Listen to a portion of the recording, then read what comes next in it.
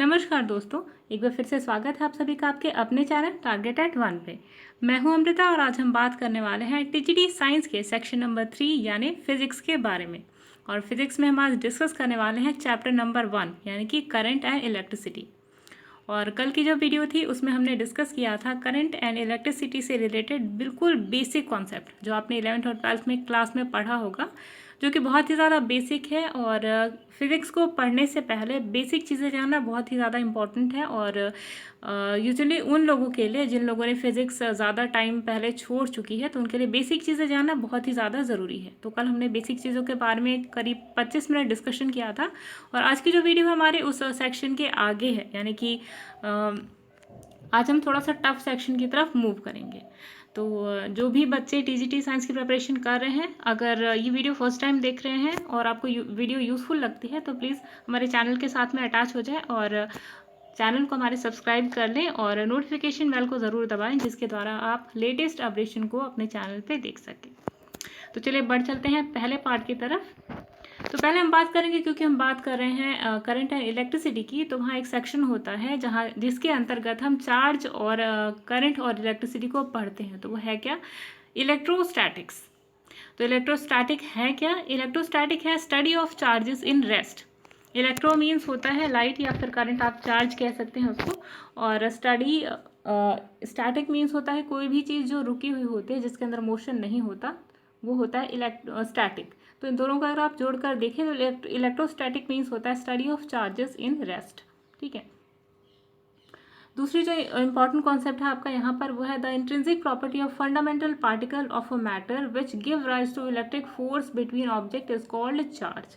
यानी किसी भी पार्टिकल की जो फंडामेंटल पार्टिकल होता है उसके अंदर एक प्रॉपर्टी होती है। ठीक, प्रॉपर्टी होती है किसी भी इलेक्ट्रिक जो फोर्स होता है किसी भी ऑब्जेक्ट के अंदर उसको बनाए रखना, तो वो चार्ज कहलाता है। तो basically what is charge? Moving जो आपके पार्टिकल्स होते हैं, चार्ज पार्टिकल्स, उनका मूव ही आपका किसी भी पार्टिकल के अंदर जो फोर्स होता है ऑफ अट्रैक्शन होता है, electric force. Basically electric force जो किसी भी पार्टिकल को अपनी तरफ अट्रैक्ट कर सकता है तो वो कहलाता है आपका चार्ज। ठीक है।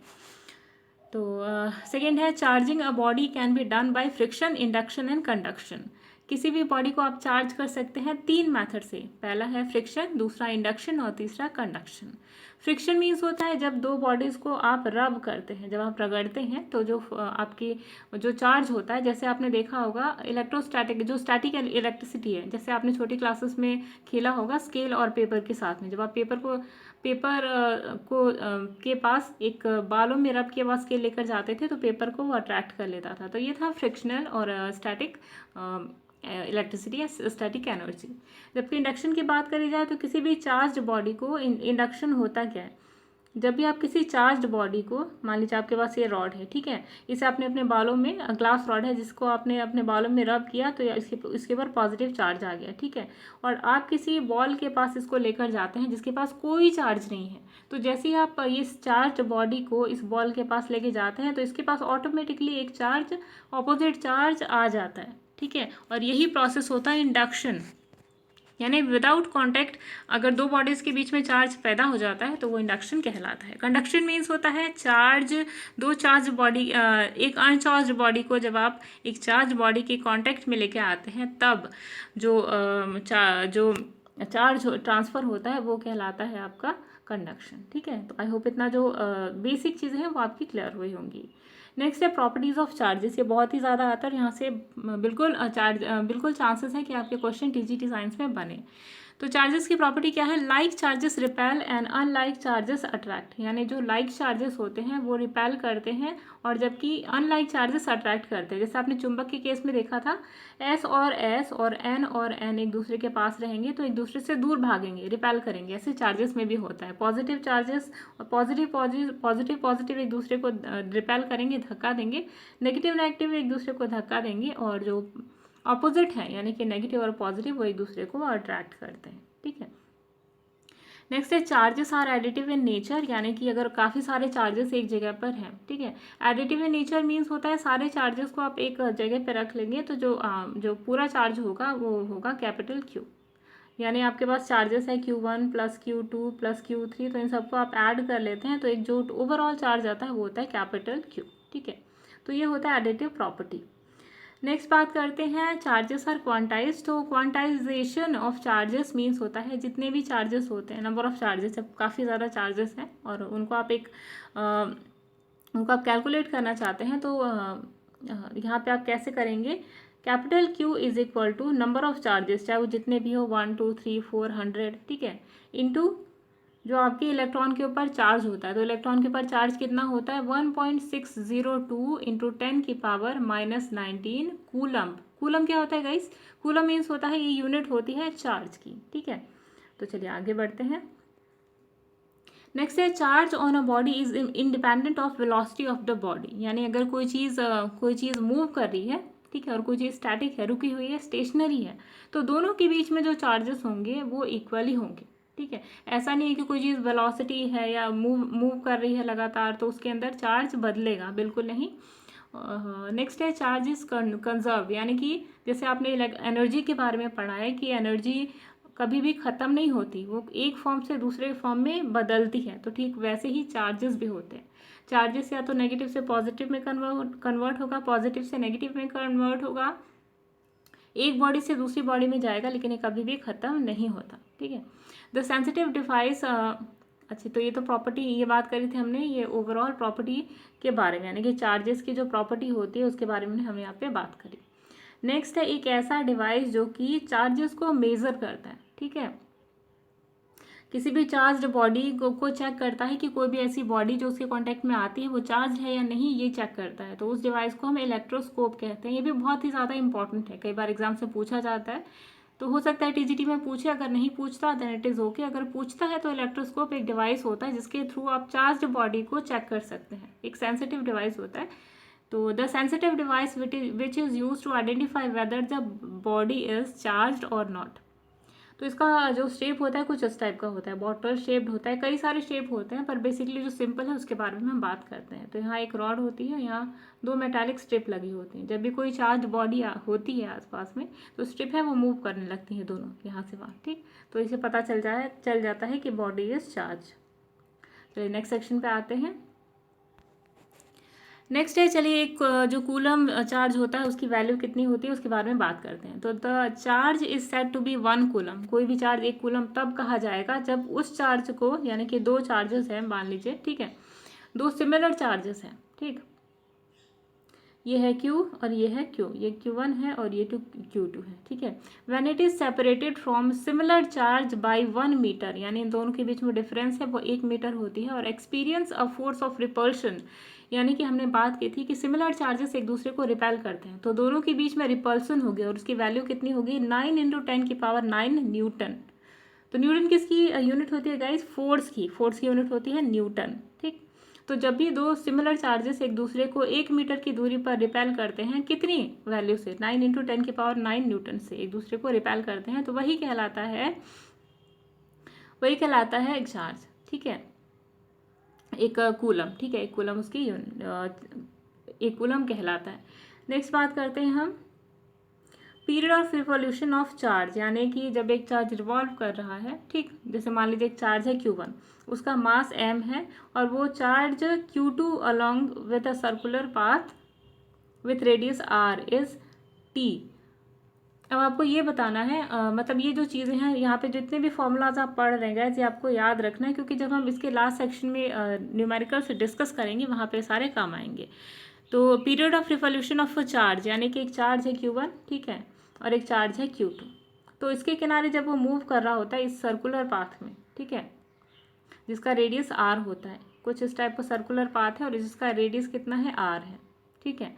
एक चार्ज है Q1, जो एक चार्ज है Q2, उसके किनारे किनारे घूम रहा है जिसका रेडियस है सर्कुलर पाथ का r। तो आप पीरियड ऑफ रिवॉल्यूशन कैसे कैलकुलेट करेंगे, तो उसके लिए एक फॉर्मूला है T = 6π³ ε0 mr³ Q1/Q2 √। तो ये जो फॉर्मूला है इसे आपको याद रखना है, क्योंकि जब हम न्यूमेरिकल लगाएंगे तो ये सारी चीज़ें वहाँ पे काम आएंगी। आप चाहे तो स्क्रीनशॉट लेके रख सकते हैं।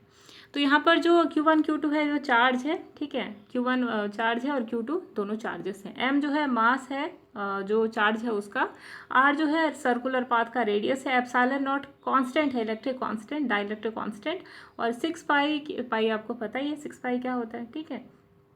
चलिए आगे बढ़ते हैं। नेक्स्ट है प्रिंसिपल ऑफ सुपरपोजिशन। जब चार्जेस एक दूसरे के साथ में आते हैं, ठीक है, और वो एक दूसरे के साइड में साइड बाय साइड आकर एक दूसरे के साथ इन सुपरपोजिशन वे में जब अरेंज हो जाते हैं तो टोटल कितना होता है फोर्स वहाँ पे।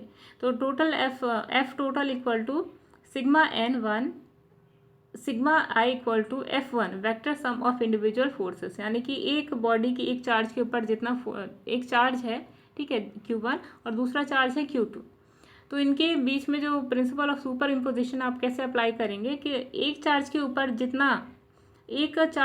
जितनी वैल्यू आ रही है F की और दूसरे चार्ज के ऊपर जितनी वैल्यू आ रही है, दोनों को हम ऐड कर लेंगे, ठीक है।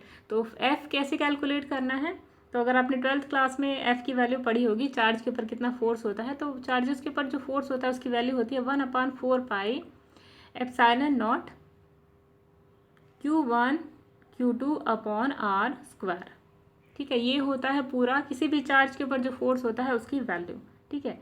तो आपको क्या करना है, जब प्रिंसिपल ऑफ सुपरपोजिशन आप लगाएंगे तो वहाँ पे दोनों चार्जेस के जो फोर्सेस हैं उनको ऐड कर लें, चाहे जितने भी चार्जेस हों, ठीक। अब बात करते हैं हम यूनिफॉर्म चार्ज डिस्ट्रीब्यूशन, यानी जो चार्ज है वो किस तरीके से डिस्ट्रीब्यूट होता है, उसके लिए कौन सा फॉर्मूला अप्लाई करना है और किस तरीके से हम बाई इक्वेशंस को पढ़ेंगे। चलिए देखते हैं। अगर चार्ज लीनियर वे में डिस्ट्रीब्यूट होता है, ठीक है, जैसे आपके पास कोई रॉड है, ठीक है, मेटालिक रॉड, और यहाँ से यहाँ चार्ज जो है वो डिस्ट्रीब्यूट हो रहा है, तो वहाँ पे उसकी वैल्यू कितनी होगी, lambda is equal to delta Q upon delta T. Delta Q charge है और टी है टाइम, यानी कि चार्ज पर यूनिट टाइम जो है इज इक्वल टू लैम्डा, यानी कि लीनियर चार्ज डिस्ट्रीब्यूशन, ठीक। नेक्स्ट पे आते हैं। नेक्स्ट है सरफेस चार्ज डिस्ट्रीब्यूशन, यानी मान लीजिए कोई स्फेरिकल सरफेस है और इसके किनारे किनारे इसकी बॉडी के ऊपर चार्ज कितना होता है। अच्छा, एक चीज़ हमने यहाँ पे मेंशन करी थी कि कोई भी चार्ज जो होता है या करंट जो होता है किसी भी तार के अंदर, वायर के अंदर फ्लो नहीं करता, बल्कि सरफेस पे फ्लो करता है, ठीक है। चलिए आगे बढ़ते हैं। नेक्स्ट है सरफेस चार्ज डिस्ट्रीब्यूशन, यानी कोई सर्कुलर बॉडी है, इसके ऊपर कितना चार्ज डिस्ट्रीब्यूट हो रहा है ये देखना है। तो sigma is equal to delta Q upon delta S, यानी कि सिग्मा क्या है, सरफेस चार्ज डेंसिटी है यहाँ पे, जिसकी यूनिट है सेंटीमीटर -1, ठीक है। डेल्टा एस जो है वो डिस्टेंस है और डेल्टा क्यू है चार्ज, ठीक। अब वॉल्यूम के बारे में बात करते हैं, वॉल्यूम के ऊपर कैसे चार्ज डिस्ट्रीब्यूशन होता है। तो वॉल्यूम आपको पता है, कोई भी स्फेरिकल सरफेस है या फिर कोई भी रेक्टेंगल है, उसके अंदर का जो एरिया है, ठीक है। तो मान लीजिए कोई बहुत बड़ी सरफेस है और उसके अंदर की तरफ जो चार्ज है, अंदर की तरफ चार्ज डिस्ट्रीब्यूशन, अंदर मतलब पूरा अंदर नहीं, अंदर हमने पूरा अंदर की बात कभी नहीं करी थी, चार्ज हमेशा सरफेस पे ही डिस्ट्रीब्यूट होता है। तो वॉल्यूम चार्ज डिस्ट्रीब्यूशन होगा rho equal to delta Q upon delta V, ठीक है। जो क्यू है वो है आपका चार्ज का वैल्यू, जितना भी चार्ज होगा, और डेल्टा वी है जो वॉल्यूम है, जिस सब्सटेंस पे चार्ज हम डिस्ट्रीब्यूट हो रहा है वो कहलाएगा डेल्टा वी, ठीक। अच्छा, अब बात करते हैं force due to continuous charge distribution.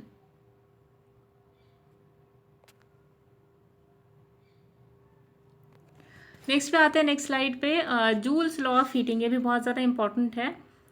Joules law of heating कहता है कि heat produce in a conductor is directly proportional to. अब हीट कहाँ से आ गया, आपने देखा होगा कि अगर प्रेस देखिए, आप हीटर देखिए, ठीक है, ब्लोअर्स देखिए, तो आप कई बार देखते हैं डिवाइस की यूज़ करते करते गर्म होने लगते हैं, इवन आपका मोबाइल फ़ोन। तो ऐसा क्यों होता है गाइस, उसके लिए जूल्स लॉ ऑफ हीटिंग आपको समझना चाहिए। तो जूल्स लॉ ऑफ हीटिंग कहता है कि किसी भी इलेक्ट्रिक सब्सटेंस में जब इलेक्ट्रिसिटी लगातार जाती है, तो हमने पढ़ा है कि किसी भी मेटालिक वायर में रेजिस्टेंस भी होती है, ठीक है।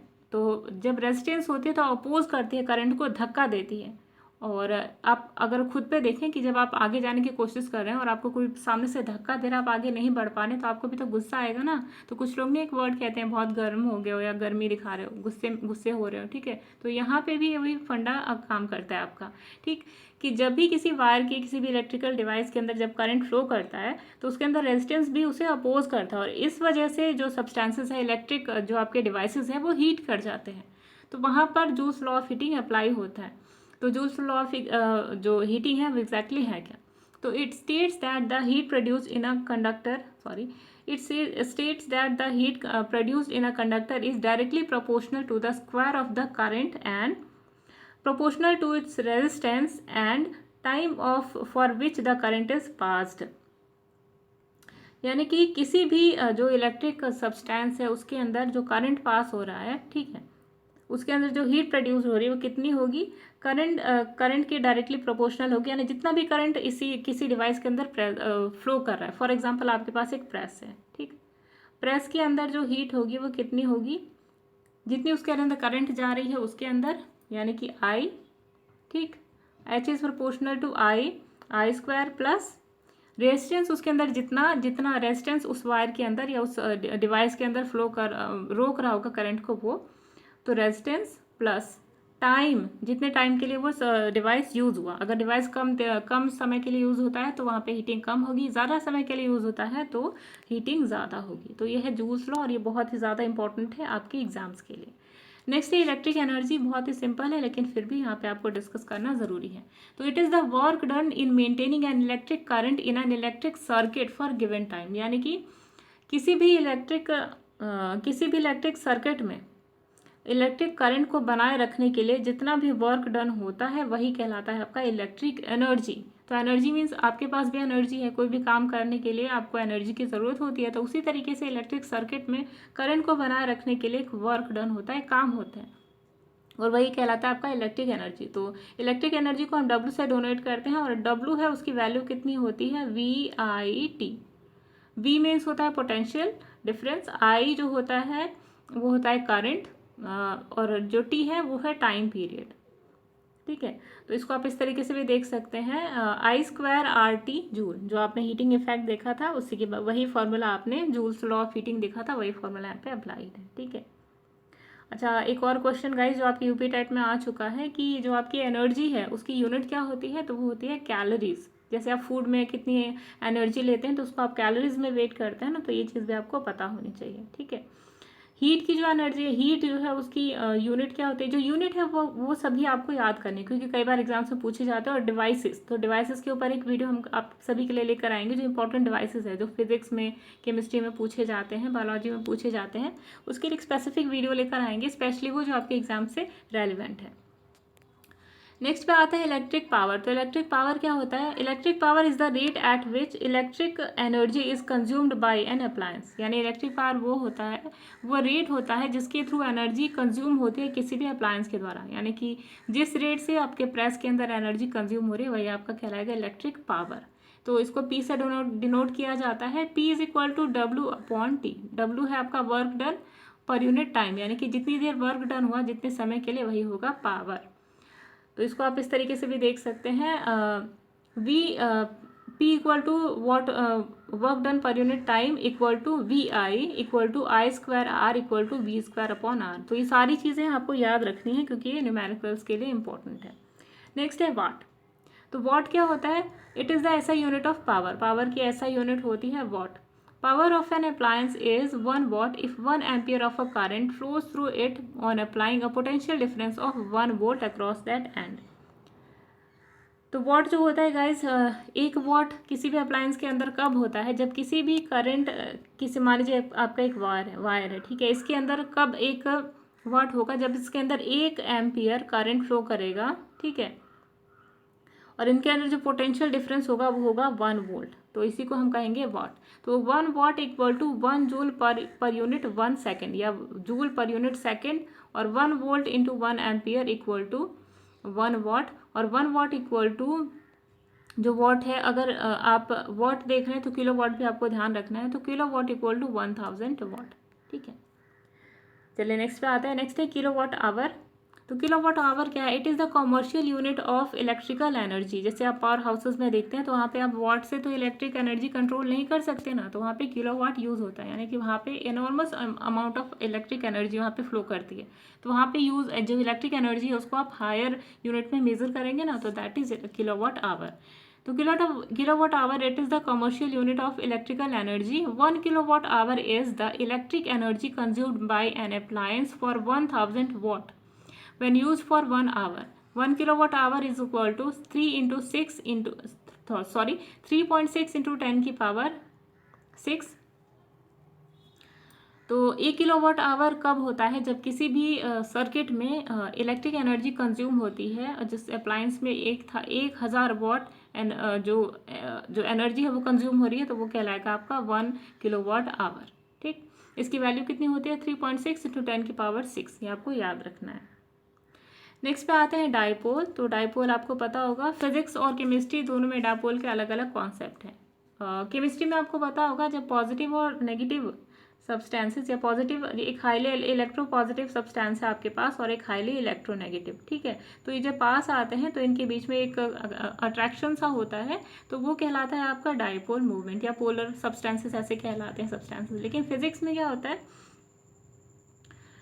फिजिक्स में होता है guys dipole when two equal and opposite charges separate by a small distance, यानी कि जब दो सिमिलर यानी कि प्लस या minus charges separated by a small distance, यानी कि जब दो चार्जेस एक दूसरे के पास अट्रैक्ट होते हैं with if the charges are similar और नॉट, इट डजेंट मैटर, जो फोर्सेस महसूस होते हैं चार्जेस के द्वारा वो कहलाता है डायपोल। सॉरी, जब चाहे आपका चार्ज पॉजिटिव हो, नेगेटिव हो, या फिर पॉजिटिव नेगेटिव हो, जब ये चार्जेस एक दूसरे के द्वारा किसी छोटे से डिस्टेंस के द्वारा सेपरेट होते हैं तो यही डाइपोल कहलाता है। डाई मीन्स दो और पोल मीन्स होता है, पोल आप खंबाई समझ लीजिए, ठीक है। जब दो खंबे किसी दूरी के द्वारा सेपरेटेड हो तो वही कहलाता है डाइपोल। डाइपोल मूवमेंट क्या होता है?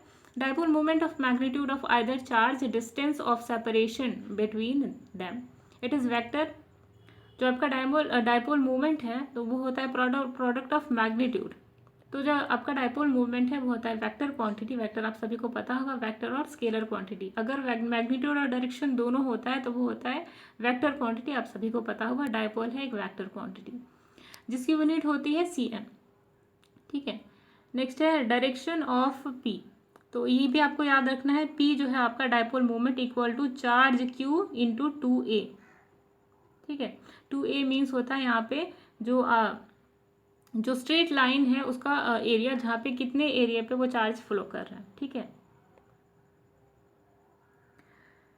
नेक्स्ट बात करते हैं, अगर आप फॉर्मूला में देखेंगे तो dipole in a uniform electric field experience no net transferring force between experiencing a torque. एक टर्म आया टॉर्क, यहाँ पे है क्या चीज़ गाइस? जब भी कोई चीज़ मूव करती है इन अ सर्कुलर मैनर, ठीक है, कोई भी चीज़ अगर सर्कुलर मैनर में मूव कर रही है तो इस सर्कुलर मैनर में मूव करने के लिए किसी फोर्स की आवश्यकता ज़रूर होती है जो उसको एक सर्कुलर पाथ में घुमा रही है, ठीक है। तो वही measurement of force that makes a charge to rotate in a circular manner. किसी भी एक सर्कुलर एक्सेस में जब कोई सब्सटेंस मूव करता है तो उसके अंदर जितना भी फोर्स लगता है उसको मेजर करने की जो यूनिट है वो टॉर्क कहलाती है, ठीक है। नेक्स्ट पे बात करते हैं, डायपोल पे हम बात कर रहे थे।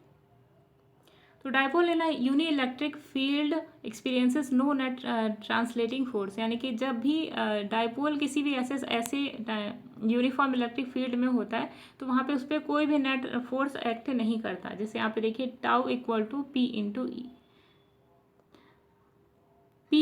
Tau equal to P into E जो है आपका एनर्जी है, और साइन थीटा, तो साइन थीटा एन और वेक्टर तो यहाँ पे जो टोटल वैल्यू होगा जो थीटा का है, क्योंकि थीटा तब बनता है गाइस जबकि एंगुलर वेलोसिटी होगी। जब आप एंगुलर वे में या सर्कुलर पाथ में कोई चीज़ मूव करेगी तो ही तो यहाँ पे एंगल बनेगा ना, यहाँ पे ऐसे तो ही वो वहाँ पे टॉर्क शो करेगा। लेकिन अगर यूनिफॉर्म इलेक्ट्रिक फील्ड है, कोई चीज़ अगर एक स्ट्रेट वे पाथ में जा रही है तो वहाँ पे एंगुलर एंगल जो है वो शो नहीं होगा, और इस वजह से टॉर्क जो है टोटल, क्योंकि थीटा यहाँ पे एंगल कोई बन ही नहीं रहा, कोई चीज़ स्ट्रेट मूव कर रही है तो वहाँ पे बनेगा कहाँ, ठीक है, तो वहाँ पे 0 होता है।